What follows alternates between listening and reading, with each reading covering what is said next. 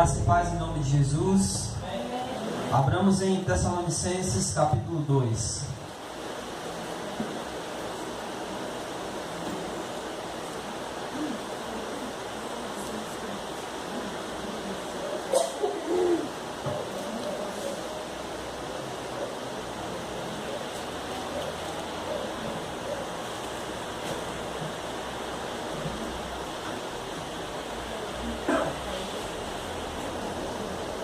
Iremos dar continuidade à carta de Paulo aos Tessalonicenses.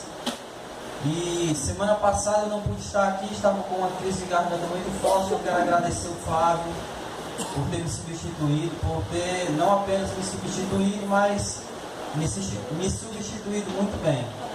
Obrigado, Flávio. Muito bom contar com você. 1 Tessalonicenses capítulo 2, a partir do versículo 13. Todo mundo achou? Amém? Vamos ler.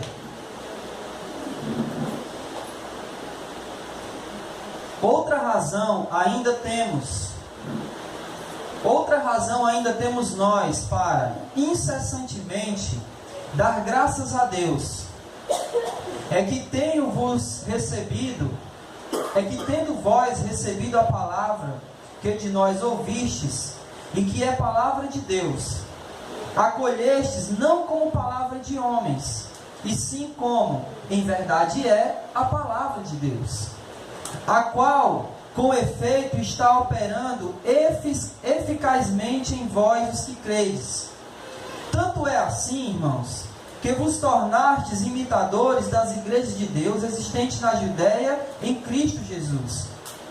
Porque também padecestes da parte dos vossos patrícios a mesma coisa que eles, por sua vez, sofreram dos judeus, os quais não somente mataram o Senhor Jesus e os profetas, como também nos perseguiram, e não agradam a Deus, e são adversários de todos os homens, a ponto de nos impedirem de falar aos gentios, para que estes sejam salvos, a fim de irem enchendo sempre a medida de seus pecados.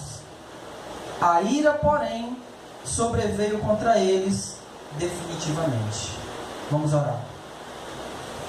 Soberano Deus e Pai bendito, nós queremos te agradecer, Senhor. Obrigado, como já foi dito aqui na oração inicial. Muito obrigado por esse dia, pela vida que o Senhor tem nos concedido. Muito obrigado pela nossa saúde que o Senhor tem nos dado. Muito obrigado, Senhor, pela família, pelos amigos, pelos irmãos. Muito obrigado, Senhor, pela nossa salvação em Cristo. É por Ele que nós estamos reunidos aqui nessa noite. E queremos te pedir humildemente que, assim como o Senhor tem feito em cada culto, em cada momento que nos reunimos em Teu nome, para louvar ao Senhor, te engrandecer e também aprender, ouvir a Tua palavra, em cada momento como esse, assim como é em cada momento, nós te pedimos que o Senhor abra o nosso coração e o nosso entendimento, para que compreendamos a Tua palavra, para que venhamos guardar a Tua palavra e praticá-la, a fim de que nos tornemos, Senhor, imitadores Teus. Assim que possamos, Senhor, verdadeiramente fazer a Tua vontade. Se verdadeiramente, Senhor, colocarmos a Tua palavra em prática, verdadeiramente seremos cristãos que agradam ao Senhor. É por isso que nós queremos, humildemente pedimos, que o Senhor nos dê toda a iluminação, todo o conhecimento, toda a clareza da Tua palavra nesse momento, em nome de Jesus. Amém. A gente vem ouvindo, estudando 1 Tessalonicenses, e semana passada, assim como na semana anterior à semana passada, a gente vem falando que o apóstolo Paulo estava defendendo o seu ministério, defendendo o seu apostolado, e ele, para fazer isso, escreve algumas coisas. Ele fala que os irmãos receberam a palavra de Deus, aqui como a gente leu aqui. Ele fala também que o próprio Deus foi quem confirmou ele e confiou o Evangelho em suas mãos. Ele fala algumas coisas desse tipo. Só que essa palavra que Paulo vem falando, ele praticamente, apesar de estar escrevendo para aquela igreja, é como se ele estivesse escrevendo aos seus opositores. E não diretamente para a igreja, vamos dizer assim, mas escrevendo para os seus opositores. Mas aí, a partir de aqui, do versículo 13, Paulo se dirige novamente ou diretamente à igreja novamente. E assim como lá no capítulo 1, no versículo 2, ele fez uma oração e diz: damos sempre graças a Deus por vós. E nessa oração ele diz que dá graças a Deus quando ele lembra da fé, do amor e da esperança daqueles irmãos. Aqui novamente no versículo 13 do capítulo 2, ele novamente dá graças. Mas agora ele dá graças por uma outra coisa. Ele agradece a Deus por uma outra situação. E a situação a qual ele está aqui dizendo que dá graças a Deus é a seguinte. Veja comigo aí no versículo 13. Olha só o que é que ele está dizendo. Ele diz: outra razão ainda temos nós para incessantemente dar graças a Deus. E que razão é essa? É que, tendo vós recebido a palavra que de nós ouvistes, que é de Deus, acolhestes não como palavra de homens, e sim como em verdade é a palavra de Deus. Então Paulo está aqui dando graças a Deus, porque aqueles irmãos, acima de tudo, reconheceram a autoridade dele, Paulo. Apesar de que no meio deles havia opositores a Paulo, apesar de que no meio deles haviam pessoas que caluniaram Paulo, e vocês viram isso aqui na semana passada, que algumas pessoas estavam dizendo que Paulo estava apenas com o intuito de ganhar dinheiro mediante a pregação do Evangelho. E mesmo em meio a esses opositores, é como se Paulo estivesse dizendo assim: olha, eu sei que existem pessoas que se opõem a mim aí. Eu sei que existem pessoas no meio de vocês que estão me caluniando, que estão dizendo que eu não sou quem eu sou, que estão dizendo que eu não sou o apóstolo, porque quando Deus me comissionou, quando Deus ele me aprovou, Ele estava dizendo e confirmando o meu ministério. E eu dou graças a Deus, porque mesmo no meio de vocês, tendo caluniadores, tendo pessoas que estão me difamando, eu agradeço a Deus, porque vocês, ao receberem essa palavra e reconhecerem que essa palavra é de Deus e não de homens, vocês automaticamente estão reconhecendo a minha autoridade. Vocês não se deixaram levar pelos caluniadores. Vocês não se deixaram influenciar pelos difamadores, pelos opositores.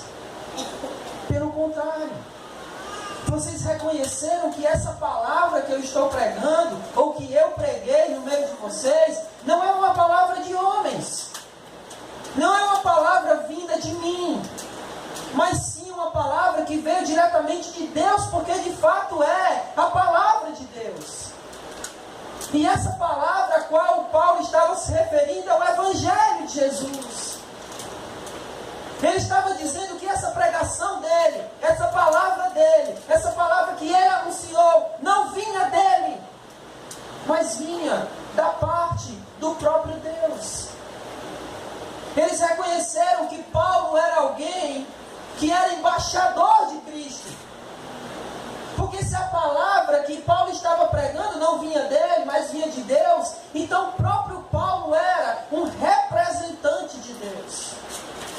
E eles reconheceram isso.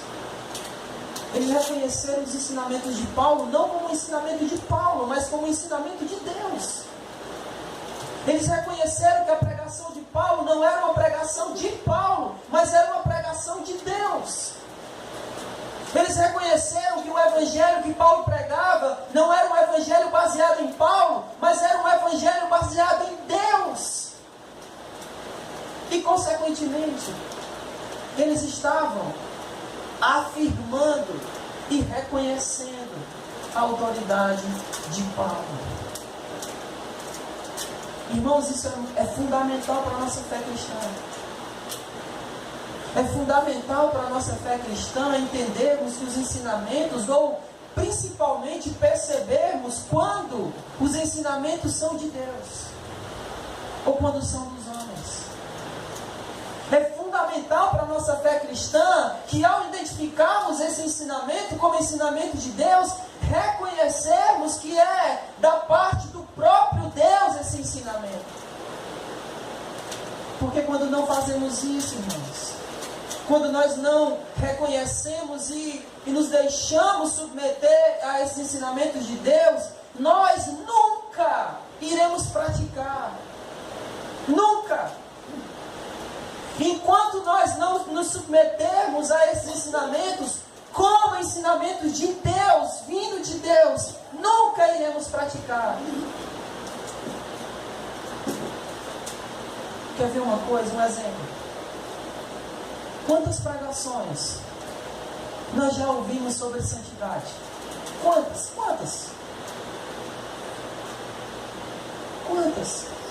Chuta aí. 10? Mais de 10? 50? Mais de 50? 100? Talvez um pouco mais, né? Agora a pergunta fica: se nós já ouvimos falar sobre a santidade mais de 100 vezes, por que não somos santos? Por que não nos submetemos a esses ensinamentos e praticamos a santidade, ou tentamos buscar essa santidade? Vocês sabem por quê? Porque no fundo, nós não reconhecemos esse ensinamento como vindo de Deus. Nós achamos que essa coisa de santidade é coisa de igreja. Nós achamos que esse negócio de santidade é coisa de crente, é coisa de pastor. E não reconhecemos que a santidade é uma ordem direta de Deus. Que esse chamado ou essa chamada para ser santo é algo que vem de Deus. É Deus que nos ensina que devemos ser santos. E quando a gente reconhece como sendo um ensinamento de Deus a santidade, aí nós devemos nos submeter. Porque é Deus que está mandando. Não é o homem que está querendo. É Deus que está mandando. E é assim com qualquer outro ensinamento que a gente diga, que a gente fale. Quantas pregações sobre família você já ouviu? Milhares. E por que a esposa não é submissa ao marido? Porque o marido não ama a esposa. Por que filhos não obedecem aos pais? E por que os pais não tratam os filhos com o devido respeito? É porque no fundo, a gente acha que esses ensinamentos não são de Deus. Eles são coisas de homens e por isso não nos submetemos. Mas de fato, esses ensinamentos são de Deus. Mas eles só irão ter um efeito em nós quando nos submetermos a eles. Quando olharmos e dissermos assim: essa palavra é de Deus. Se é de Deus, tem autoridade. Se tem autoridade e é de Deus, eu vou me submeter a ela. Aí, só então é que haverá uma mudança. É que haverá uma verdadeira transformação dentro de nós quando nos submetermos a essa palavra que é de Deus. Não é isso que o versículo 13 está dizendo? Acompanhe aí. Olha só, ele diz: acolhestes não como palavra de homens, e sim como é verdade a palavra de Deus, a qual o quê?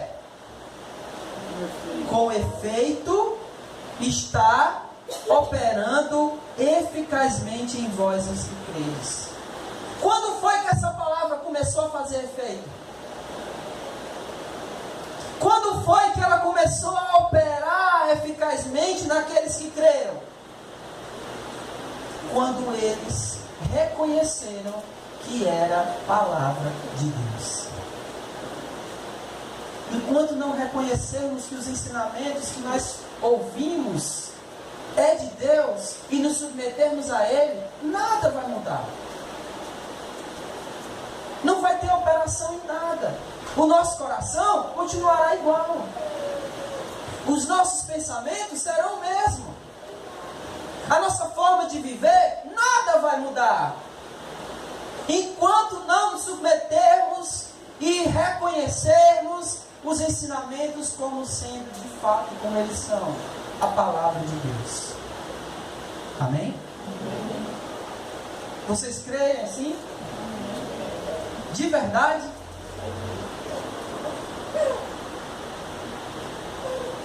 Versículo 14. Por favor, alguém lê.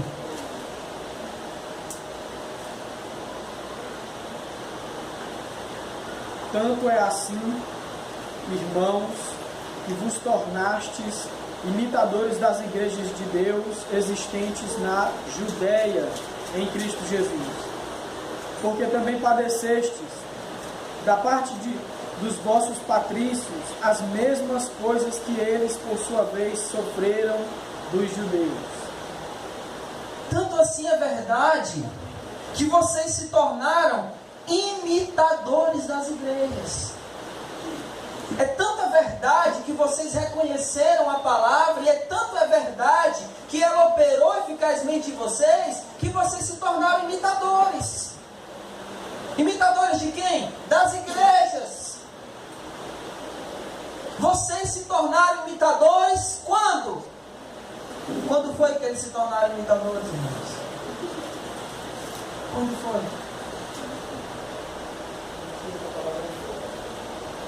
Eles se tornaram imitadores Quando eles receberam a palavra como palavra de Deus. quando eles reconheceram que aquela palavra era a palavra de Deus. E no momento que eles reconheceram isso, ela começou a operar eficazmente nele. E quando ela começou a operar eficazmente nele, eles se tornaram imitadores das igrejas. Não tem segredo. As pessoas estão fazendo campanha de oração, estão fazendo jejum para ver se muda, mas enquanto elas não reconhecerem a palavra como palavra de Deus, nada vai mudar. Nada vai mudar. Nós precisamos reconhecer a autoridade das Escrituras. Aliás, esse é um dos motivos pelo qual Paulo está escrevendo essa epístola também. Precisamos reconhecer essa autoridade, resgatar essa autoridade das Escrituras que está perdida. Hoje, eu falei isso domingo, mas hoje em dia as pessoas acreditam muito mais naquilo que é revelado a elas do que aquilo que está escrito aqui. E em última análise, a autoridade maior é da Bíblia. Enquanto não nos submetermos a isso, enquanto não nos submetermos à palavra, enquanto não reconhecermos que a palavra é de Deus, não vai mudar. E se não muda, não nos tornamos imitadores. Agora é engraçado. É o que Paulo está dizendo que eles estão imitando. Vocês perceberam aí? Olha, vocês se tornaram, olha aí versículo 14. Vocês se tornaram imitadores das igrejas existentes na Judéia. Porque também, qual é o que ele tem? O que eles estão imitando? Porque também vocês sofreram. Como assim? Ele diz que eles estão imitando eles e estão sendo igreja porque eles estão sofrendo a mesma coisa que os outros lá estão sofrendo. É como como se o sofrimento aqui, registrado por Paulo, fosse uma marca do que é ser igreja. Em outras palavras, ele, olha, vocês estão se tornando imitadores, vocês estão igual às igrejas lá, e isso é notório. Por quê? Porque assim como eles sofrem, vocês estão sofrendo. Sofrer. É engraçado porque hoje em dia ninguém mais quer sofrer pelo nome de Jesus, e principalmente, se sofrer, é porque não tem fé. E Paulo está dizendo: vocês se tornaram imitadores porque vocês estão sofrendo as mesmas coisas. E eu gostaria, irmãos, de deixar uma coisa aqui bem clara. Paulo está falando aqui de perseguição. Ele está dizendo que eles, por se tornarem imitadores daquelas igrejas, eles sofreram ou estão sofrendo perseguição, assim como as igrejas da Judéia estão sofrendo perseguição dos judeus. Mas eu olhando para a nossa realidade como igreja, levanta a mão quem está sofrendo perseguição por ser cristão. Levanta a mão.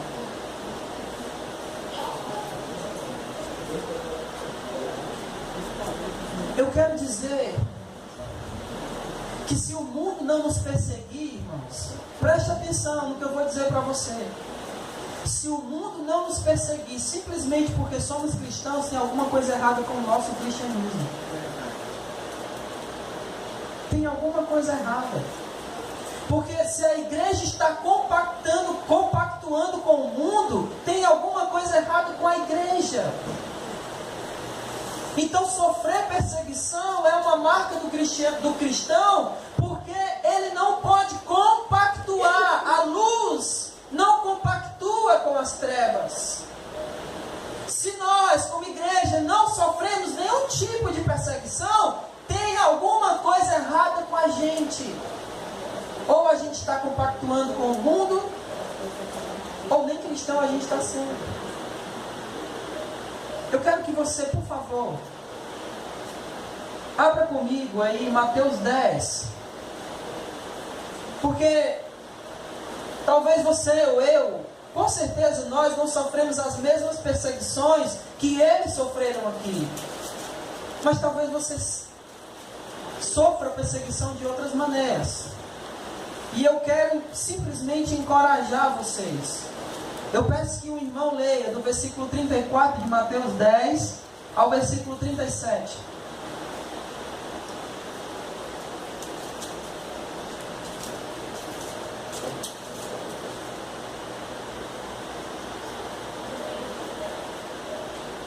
Por favor, alguém. Não penseis que vim trazer paz à terra. Não vim trazer paz, mas espada. Porque vim causar hostilidade entre o homem e seu pai, entre a filha e a mãe, entre a nora e a sogra. Assim os inimigos do homem serão os de sua própria família. Quem ama seu pai ou sua mãe mais do que a mim, não é digno de mim.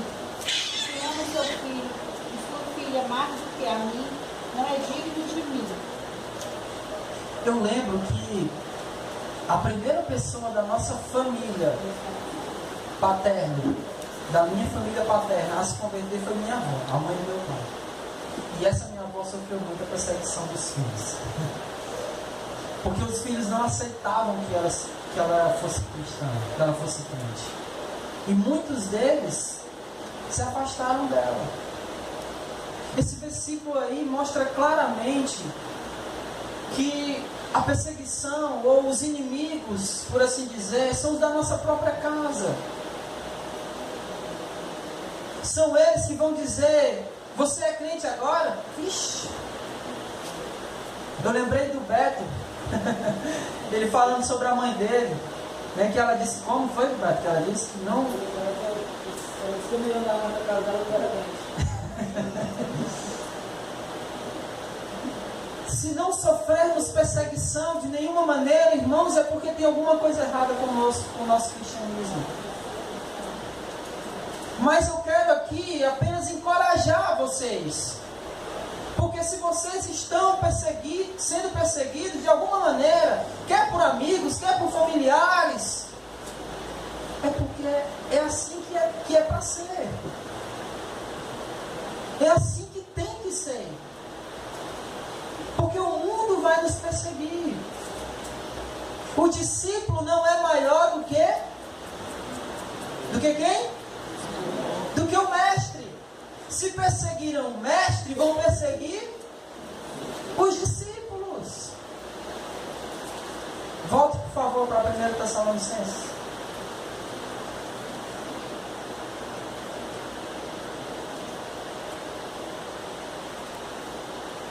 Versículo 15.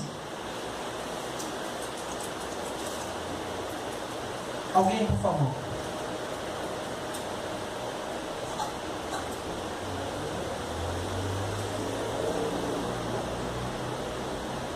Foram também os judeus que mataram o Senhor Jesus, e os profetas, e também nós nos perseguimos. Eles desagradam a Deus e são inimigos de Deus. Amém. Então Paulo termina o versículo 14 dizendo o seguinte, que eles sofreram perseguição dos judeus. Aí no versículo 15 ele começa, os quais, ou seja, os judeus, que não somente mataram o Senhor Jesus e os profetas, mas também perseguiram, como também nos perseguiram. Ele está dizendo que os mesmos judeus que mataram Jesus e os profetas também perseguiram a eles, os apóstolos e os cristãos. E fazendo isso, não agradam a Deus e são adversários de todos os homens. Escute, quando Paulo está falando aqui que esses judeus, eles perseguiram os profetas e mataram Jesus, ele está falando dos profetas do Antigo Testamento, que o povo de Israel perseguiu e matou. E também perseguiu e matou Jesus.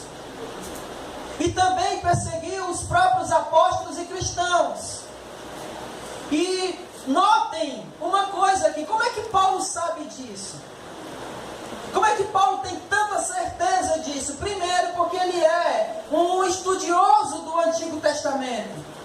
E segundo, porque ele próprio Paulo, era perseguidor.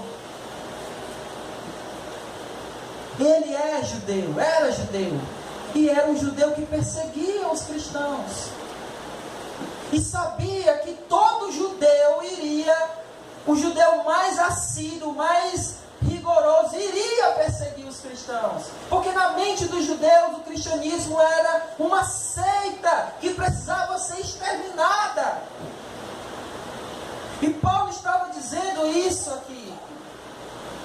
Que aqueles homens, aqueles judeus perseguiram o Senhor, mataram o Senhor, perseguiram os profetas, perseguiram eles, e que esses homens não estavam agradando a Deus. E que esses homens eram homens inimigos ou adversários de todos os homens. Agora deixa eu tentar trazer um pouco mais para a nossa realidade. Quem eram os judeus? Senão pessoas altamente religiosas.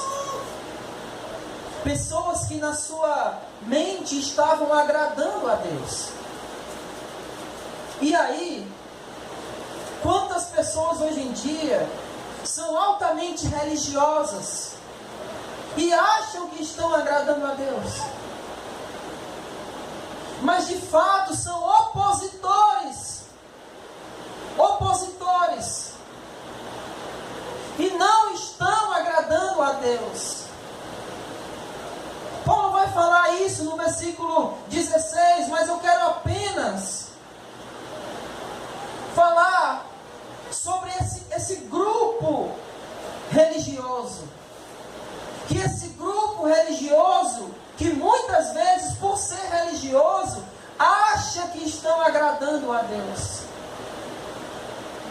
Acha que, e quando eu falo, irmãos, de religioso, eu estou falando de pessoas que fazem, por assim dizer, que cumprem por assim dizer, rituais religiosos. Eles não estão agradando a Deus. Deixa eu falar um exemplo aqui bem clássico. No nosso meio, quando alguém faz um jejum, para que serve um jejum? Alguém se arrisca? Para dizer para Deus que aquilo que torna ela a pessoa viva, né, que aquilo que é necessário para ela sobreviver, Deus é mais importante do que isso. Exatamente. Agora, para que é feito o jejum no nosso meio? Para ficar mais poderoso. O que é isso? É um ato religioso. Isso é um ato religioso. E quando se faz um ato religioso, se acha que está agradando a Deus. E não está. Deixa eu dizer uma coisa para você. Por que Paulo colocou essa frase aqui, agradando a Deus? Que eles estavam perseguindo, achando que estavam agradando a Deus, mas de fato não estavam. Porque o cristão, em última instância, ele serve para agradar a Deus. Se nós, como cristãos, não estamos agradando a Deus, não servimos para nada. Essa é a realidade. Se não agradamos a Deus como cristãos, não servimos absolutamente para nada. Porque o propósito não apenas do cristão, mas do ser humano é agradar o seu Criador. E quando fazemos atos ou rituais religiosos, não agradamos a Deus. Não agradamos. Aquele grupo religioso ali, judaico, estava pensando que perseguindo os cristãos agradavam a Deus, mas não estavam. Cumprindo atos religiosos não se agrada a Deus. A questão dos jejuns, a gente chama de isso é jejum de tolo. Eu acrescentaria, o Flávio falou sobre a pessoa fazer o jejum para ficar mais poderoso. Eu acrescentaria uma outra coisa. As pessoas às vezes fazem jejum para alcançar uma graça. É jejum de tolo. Isso não agrada a Deus. Mas olha só o que Paulo fala no versículo 16 para a gente finalizar. Não agradam a Deus, ele termina o versículo 15 dizendo: não agrada a Deus e são adversários, ou seja, opositores de todos os homens, a ponto de nos impedirem de falar aos gentios para que estes sejam salvos. Os atos religiosos deles impediam a pregação do Evangelho, a pregação da palavra. Porque o ato religioso dele, o ato de perseguir os cristãos, o ato de perseguir aqueles que estavam pregando o Evangelho, impediam os que estavam pregando o Evangelho. E eu fiquei imaginando, porque hoje em dia o que a gente mais vê é ato religioso. Eu estou falando do nosso meio, não estou falando de igreja católica, eu estou falando dos evangélicos. O que a gente mais vê é ato religioso.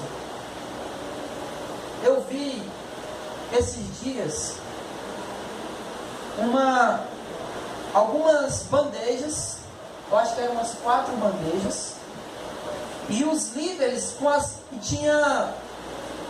era vinho, dentro dessas bandejas tinha vinho, eram as bandejas de acrílico, e eles estavam com as mãos dentro dessas bandejas para ungir o vinho. Atos religiosos.